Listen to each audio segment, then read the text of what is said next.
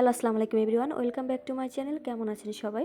আমরা সকলে কিন্তু পিঠা বানানোর জন্য চাল কুটি এবং সেই চালটা চেলে আমরা যে সুজিটা থাকে সেই সুজিটা আমরা কী করবো বুঝতে পারি না। অবশ্যই এই রেসিপি ফলো করে একবার এভাবে পায়েস রান্না করে দেখবেন, খুবই টেস্টি এবং মজাদার হবে এবং ঘরে থাকা সামান্য কিছু উপকরণ দিয়ে তৈরি করতে পারবেন।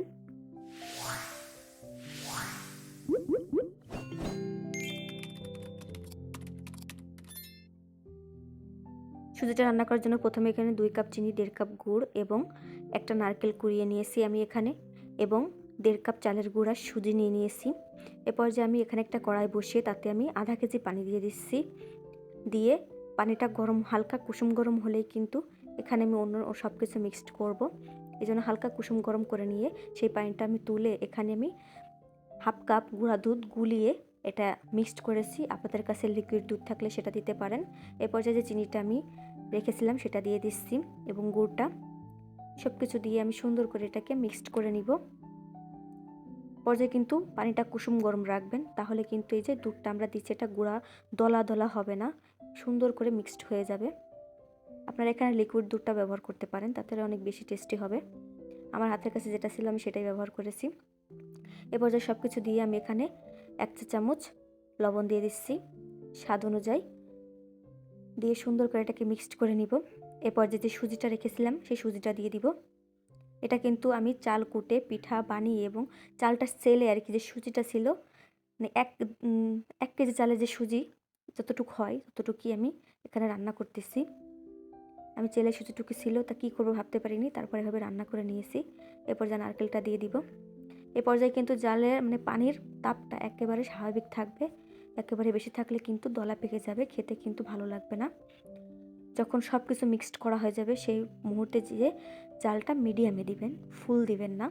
এরপর যে আমি হালকা ঢেকে রান্না করে নিব যাতে সুজিটা ফুটে যায়।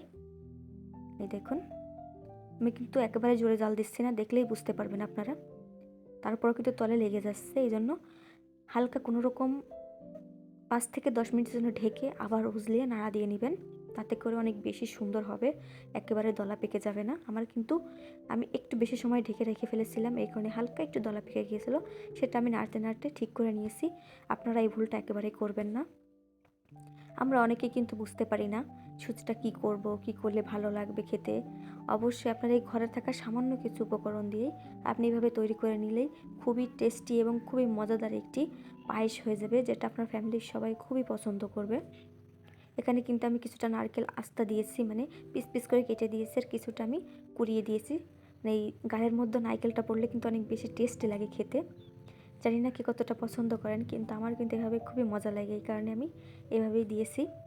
এরপর যেভাবে মিশিয়ে নিচ্ছি, সুন্দর করে এটাকে নেড়ে চেড়ে মিশিয়ে নিতে হবে যাতে করে কোনো দলা পেকে না যায়। পায়েস আমরা অনেকেই কিন্তু অনেকভাবে রান্না করি, বা সুজি বলতে পারেন।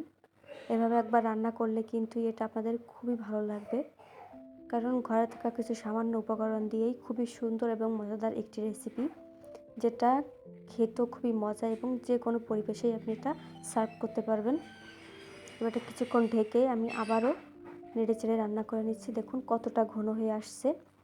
এ পর্যায়ে কিন্তু নাড়তেই থাকতে হবে যাতে করে তলে লেগে না যায়, এই জন্য খুব সুন্দর কিন্তু ঘন হয়ে আসছে।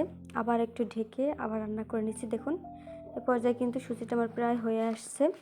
তারপর আমি হালকা আর একটু ঢেকে নেওয়ার পর দেখুন কি পরিমাণ ঘন হয়ে গেছে। এ পর্যায়ে কিন্তু আমার সুজি রান্না শেষ। এবার এটাকে আমি নামিয়ে নিচ্ছি। দেখুন কতটা ঘন হয়েছে। এটা আপনারা গায়ে হলুদে বলুন বা কোনো মেহমান আসলেও হুটহাট এটা আপনারা রান্না করতে পারেন। খুবই টেস্টি এবং খুবই মজাদার একটি পায়েস রেসিপি। আমার ভিডিও ভালো লাগলে অবশ্যই চ্যানেলটি সাবস্ক্রাইব করবেন, আর অবশ্যই একটা লাইক করে যাবেন, এবং অবশ্যই আমার ভিডিওটা শেয়ার করে যাবেন। আসসালামু আলাইকুম, ভালো থাকবেন।